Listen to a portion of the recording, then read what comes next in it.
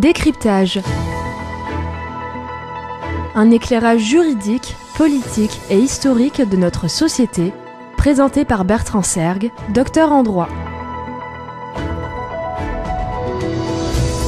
Décryptage, l'édition politique.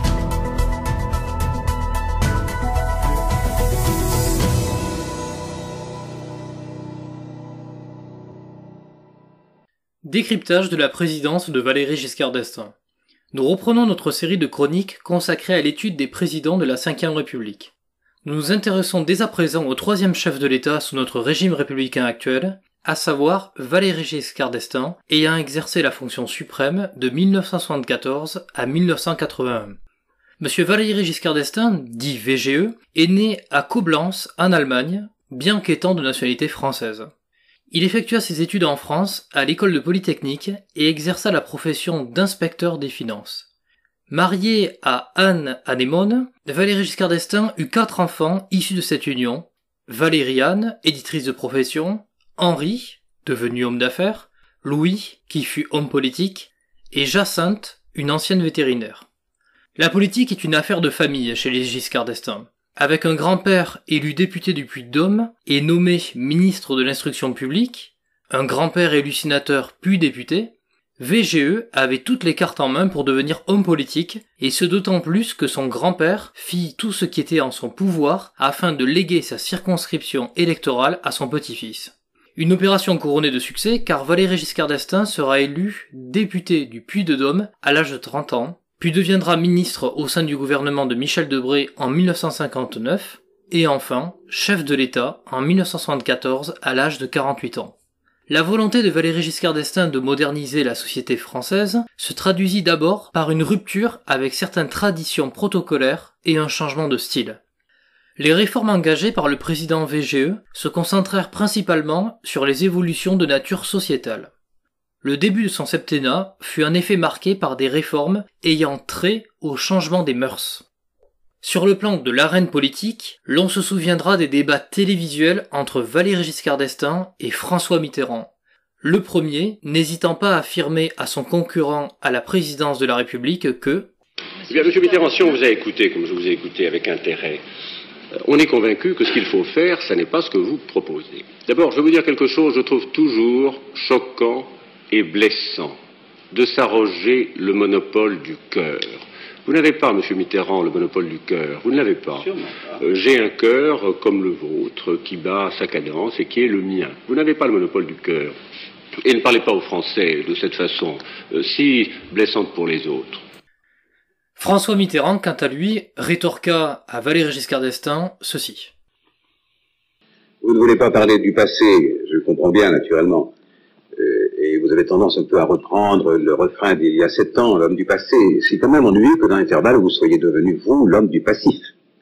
Cela gêne un peu votre démonstration d'aujourd'hui. » La présidence de Valéry Giscard d'Estaing a été une étape décisive dans la construction européenne, il faut le préciser. Des initiatives fondatrices sont apportées à son crédit sur ce même plan européen. Véritable intellectuel et réformateur accompli, il aura laissé une trace indélébile sur son temps et son époque.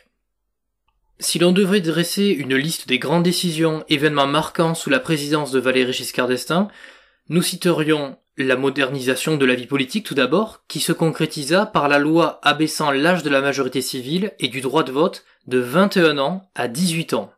Il y a eu également l'instauration du divorce par consentement mutuel.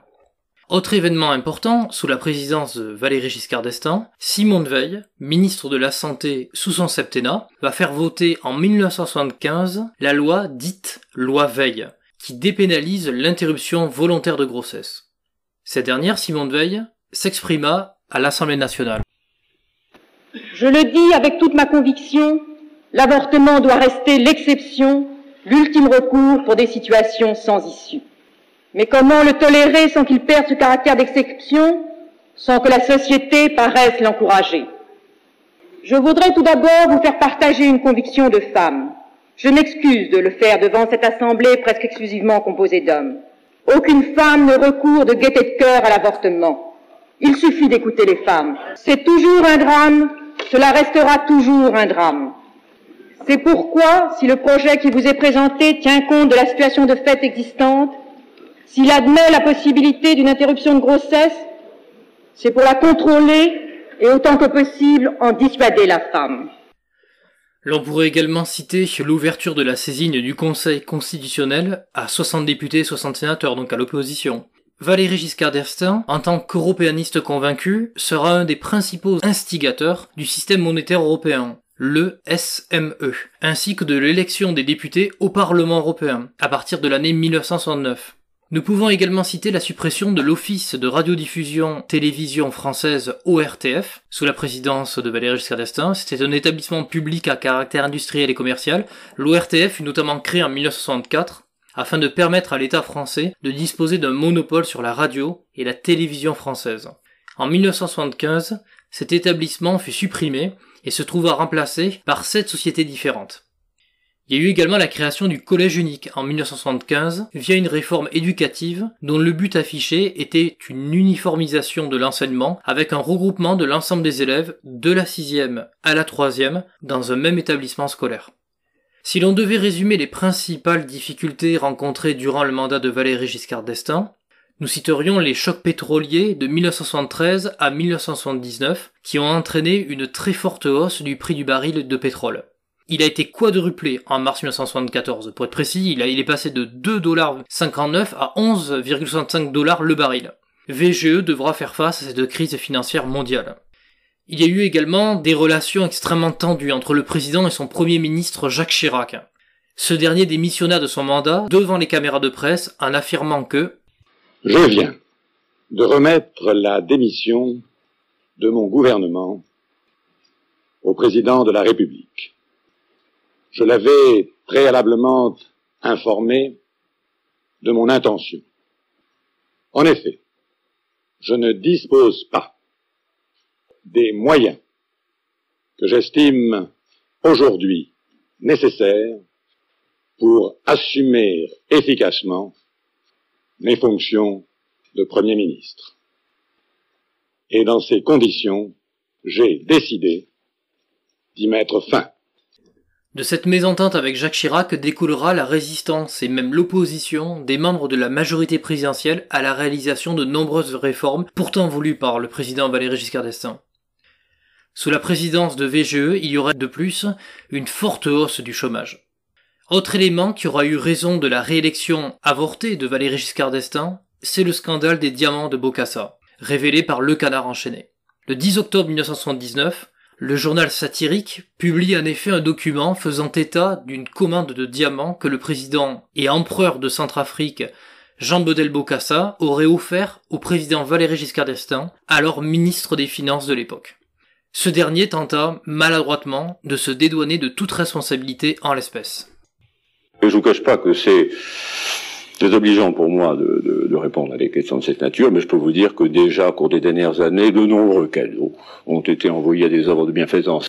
Et enfin, à la question que vous m'avez posée sur la valeur de ce que j'aurais reçu comme ministre des Finances, j'oppose un démenti catégorique. Et j'ajoute méprisant. Nous avons donc tenté de résumer la présidence de Valéry Giscard d'Estaing. Nous lui laissons en conséquence le dernier mot. Au revoir. Alors oui, certes au revoir Valéry Giscard d'Estaing, mais nous continuons nos chroniques consacrées aux différents présidents de la République. Prochain épisode, l'analyse de la présidence de François Mitterrand.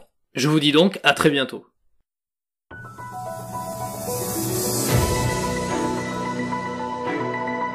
Décryptage.